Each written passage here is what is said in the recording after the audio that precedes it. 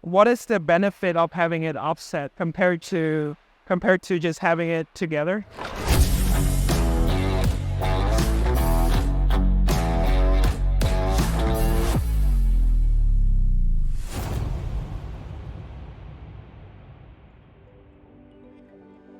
Sebastian, we're here in your factory today. Can you tell us how the life of a trailer starts? Well, basically, first of all, we have to produce the frame. Frame is, of course, made of steel. So it is the heaviest part of the trailer.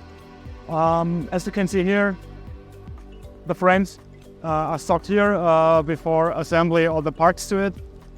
The frames themselves are produced in the Czech Republic, welded by robots, laser cutted, welded by hands, and so on. And the factory in the Czech Republic is a part of the Kögel family. So everything is in the hand of Kögel, under the supervising of Kögel itself. So when we are looking at these chassis, are they going on to become tippers, container carriers, curtain siders, and like box trailers? Yeah, you can already make a difference at the frames if you want to come with me. So for example, here we've got a mega chassis. This will become a mega trailer, so a trailer with a lot of internal volume. You can see it already here, because we have this step here in the frame, simply to reduce the height of the frame of the long beam and to keep it as low as simple. Yeah, so the whole body is closer to the ground and you can maximize the height of the vehicle. Exactly, yeah. The volume will be increased. Okay, so the chassis comes with like the mountings for the axles already welded onto it? And not completely, because some parts are also welded here. We have welding robots, absolutely modern part of our facility. And so we are also adding some parts here in Buchenbach. And after we added some parts to the frame is moved to the blasting machine where we can blast away rust, dirt, and oils and other stuff which are hanging on the frame, simply to get it absolutely bare metal, absolutely clean. Yeah, so I understand you have to prepare, you have to kind of clean it before you do the necessary steps to maybe dip it or do some chemical process to protect the structure of the chassis. Exactly. Okay. The frame has simply to be completely clean to make the coating on it, to make the painting, because otherwise we would have rust corrosion very fast, and this must be avoided on a new trailer. So it seems like we have a frame here that's prepared and ready for the next stage. Can you tell me more about what has been done to it and how it helps to prevent the rust, for example? Yeah, we have a base layer, or basically two layers as base coating. The first one is nanoceramic, who will simply make the frame resisting against rust or corrosion spreading. And the second layer is the dip coating, called KTL, which gives us simply an absolutely strong surface to avoid any damages on the frame. Then afterwards, we can simply color it, or we will simply color it in any color the customer wants. So we can also do metallic colors, special towing truck metallic colors. So everything is possible with the KTL dip coating. Also important about the dip coating is that in every spot, in every corner, everywhere is a complete protection, and we can guarantee this way a long life for the color and also against corrosion. Yeah, I see that really every single little spot. Yeah, between the nuts, everything is coated very evenly, and yeah, I think. And will you say like the rough surface here helps with the paint adhesion? Yeah, it's not only looking very well, it's also perfectly protected. It can be painted easy, fast, and good looking. So it's a really good system, a modern system. And it will also last millions of kilometers on every trailer. Yeah, I think it's very important to all the customers that you buy a product that's durable, that'll last. You don't have to worry about fixing any spot they're rusting or replacing any parts. It's good to know that once you get this, you can use it for many, many years to come. And what is more getting important is the individuality. So especially smaller customers are putting in much effort to make their trailers and their trucks look really good. Yeah. Because it's also something like a status symbol. If we have a cool looking truck and also a cool looking trailer. Okay. What would you say is one of the most unique colors that you've ever seen on one of these trailers? So for me as product manager, and when I'm working on the yard, I always love it seeing the shiny metallic color. So you can see it already from a few hundred meters. Okay, this is a special color. I go to it and I simply have a look at it, and I love it because it's much more love put into a trailer than on a standard. So now that we see that these chassis are painted, I guess the next step is to start installing the different parts on the trailer. Yeah, as the frames are now hanging on the roof rail, are going through the assembly. So we're starting, for example, with landing legs, adding the axles, adding electricity systems, the lighting, toolboxes, spare wheels and stuff. And the last step of the assembly for the frame parts is then adding the wheels, and then it can run on its own feet. Yeah, I see that there are a lot of like parts and options, different things you can fit on the trailer. So I guess like these are air tanks and the control modules for braking. Yeah. Such a trailer is basically not a simple product, as it's looking always the same on the street, but there are so many options, different types, and so many you can choose as a customer and deliver as a supplier. So many things. It's not simply a big box running on 3 axles. It's a really complicated product, basically. So there's so many different things you can have on such a trailer. I'm sure the safety standards are getting more and more rigid. That's why you have more equipment, safety equipment, better technologies all the time going forward, right? Yeah.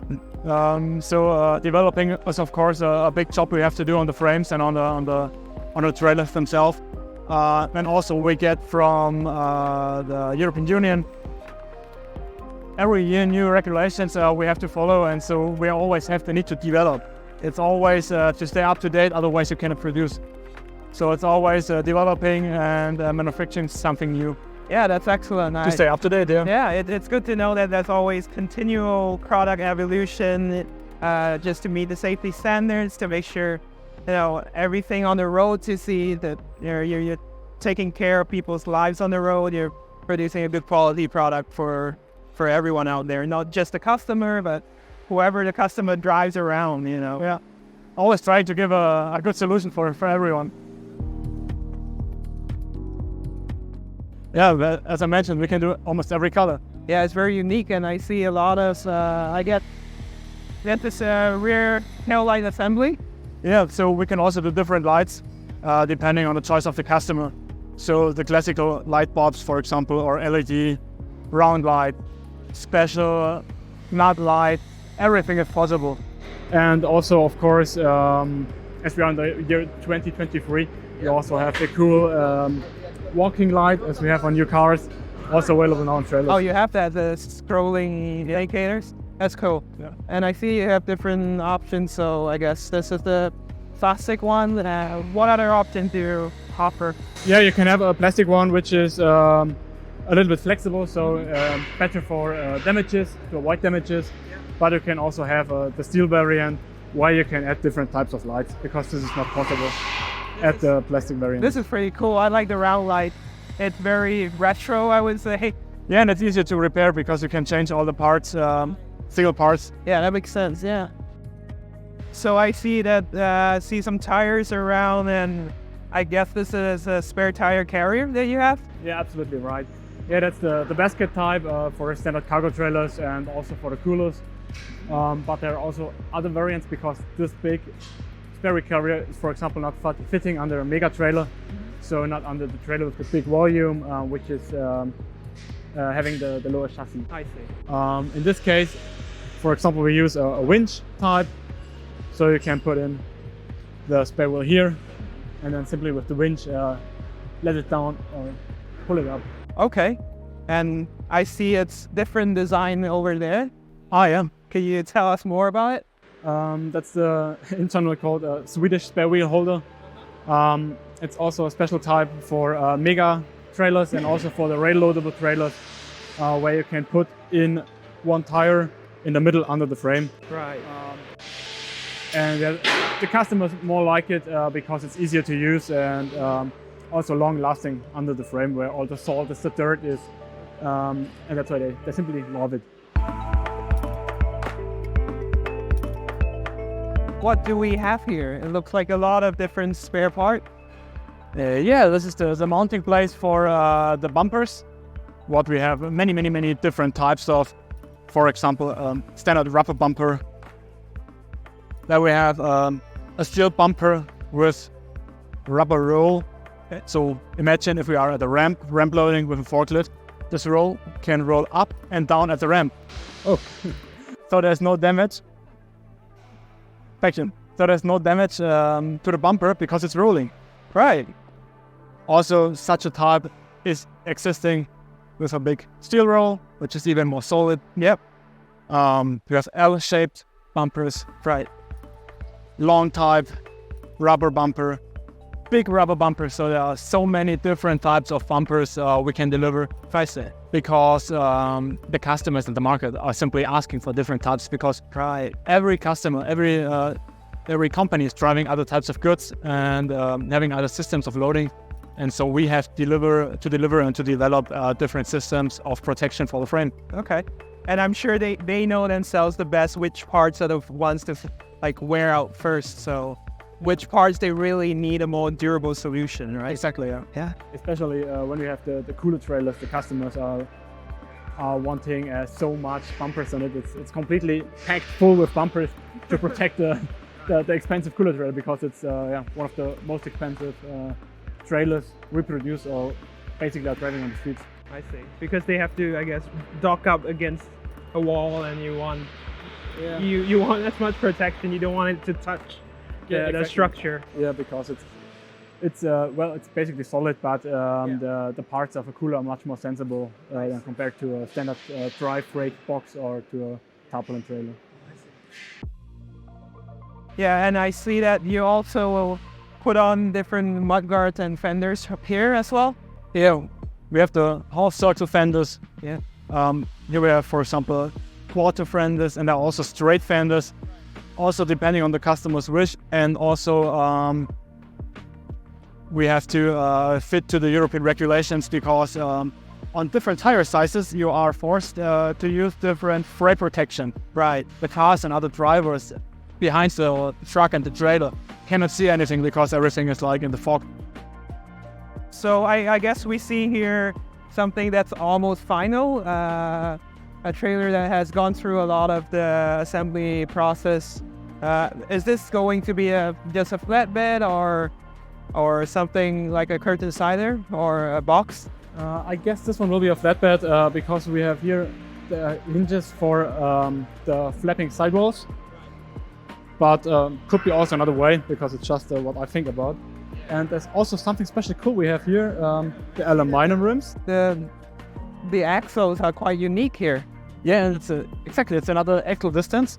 So we have the offset axle put to the rear because the third axle we have here is a steering axle. I see. It's a self-steering axle, so it's only turning with the friction on the street. Right. So there's no active steering. It's simply steering because of the friction to the street. It's a very unique setup. What is the benefit of having it offset compared to just having it together? Mostly the benefit is that you don't have so many tread to the tire because if the axles would have the same distance, when turning around, the last and the first axle are always rubbing on the floor or on the street. I see. It's dragging when it's trying to turn, right? Yeah. Okay. So you save more tires. The tires are longer lasting in this way because these tires of the last axle are steering, so they are not even having any problems with the friction because it's steering. And the other two axles are so close together, and only a two-axle device here in the front, so we do not have that much friction here in the front. So these tires on this trailer will last much longer, and after some years it will pay off. Definitely it will pay off. Yeah. So obviously for a customer, like the total cost of ownership is the most important thing, right? So It is. the saving on tires is just one small factor of the formula, and also you get the space Yeah, space for a toolbox. for a toolbox. It fits nicely. I really like the look of this trailer. I would say it's my favorite setup so far. You can buy one if you want. So this is what we can see here right now. It's the beginning of the mounting of the body. Okay. So this colleague here has, for example, a rear corner, which is mounting right now. Here we have a front wall, which is black, what always looks quite cool. Almost every part of the body is made of aluminum, which has two very important facts, because aluminum is lightweight and aluminum will never rust. So if we would have a complete steel body, it would start to rust because of damages, collisions, bad weather and stuff. And with the aluminum, this will never happen. Yeah, and I'm sure steel is a lot more heavy. If you want to make a wall like this, it's going to add so much weight to the trailer that you're gonna massively decrease your payload. And I think this is also a front wall. Yeah, exactly. Also front wall. Can you tell me more? It seems like it's made out of many different panels. What is the reason for that? Yeah, we are using different profiles here in the front. A simple fact is that the customer can repair it more easily. Okay. Because imagine there is a forklift driver loading the trailer from the rear, and he is driving through the front wall with his fork. It's much more easy for this customer because he can simply replace one of these profiles. So it's a big cost advantage for the company because he does not need to throw away the complete front wall, but only the small profile. Yeah, so it's easier to repair, and yeah. And I think it also helps with trailer flexibility, I guess. Yeah, also because the profiles are not put together with leading or something. There's only the rivets at the corners, and so in this way, the body, if it's shaking on the street, the profiles can move a little bit. Right. And this avoids cracks in the front wall because it stays more flexible and is in this way longer living. Oh, that's tough. That's very interesting to hear. You don't think about how a trailer flexes and why it needs to flex, but it's very clear that there's a benefit of doing this. You can, I guess, these can kind of slide left and right, but they're still held together by the side color, the side wall. Yeah. We have here the roof tarpaulin and the roof parts, which is always consisting of a sliding roof. So basic equipment is a sliding roof tarpaulin, which can be put from the rear to the front, that the customers can also do the crane loading from above. Ah, okay. Oh, I never knew that you could load from the top. I always thought you opened it and you just load it in from the side. No, you always have the possibility to do the loading from the sides, from the rear, and also from above. And here we have the roof tarpaulin, which are the colleagues putting onto the roof. It seems like we have almost a completely assembled trailer here. Yeah, this is the last part because we had the doors and the tarpaulins, and afterwards we go to the quality check, to other checks like brakes, stickers and stuff, simply to avoid to deliver a trailer which is not perfect. Yeah. Because the customer should always become perfect product, otherwise it's not good for us, not good for the customer, and nobody's happy in the end. And this one is having a special kind of tarpaulin. Okay. Yeah, I see a lot of the lines on the outside. Can you tell us more about it? Yeah, this is a steel wire integrated into the tarpaulin, which simply gives a protection against theft. So imagine somebody on a parking lot having a knife and wanting to cut the trailer. He cannot cut it that easy because we have the net inside the tarpaulin. So he's not getting through the tarpaulin to get inside the trailer. He would have to use extra tools, like a special strong scissor, for example. And standard theft, in my opinion, is not having the tools with him. And he already sees this option from outside and says, okay, I cannot get inside. I will not even try to get in. Yeah. So the theft is not getting to the goods inside, and he's not even trying. So it's a double plus for the customer, basically. So I guess sometimes it's not about just prevention, it's also about deterrent, right? They look at it, they know this is not worth their time. Yeah. They'll go for some target that's a bit easier than that. And so you also have less downtime because the trailer is still running and not in a workshop or damage. I see. Cool. Good.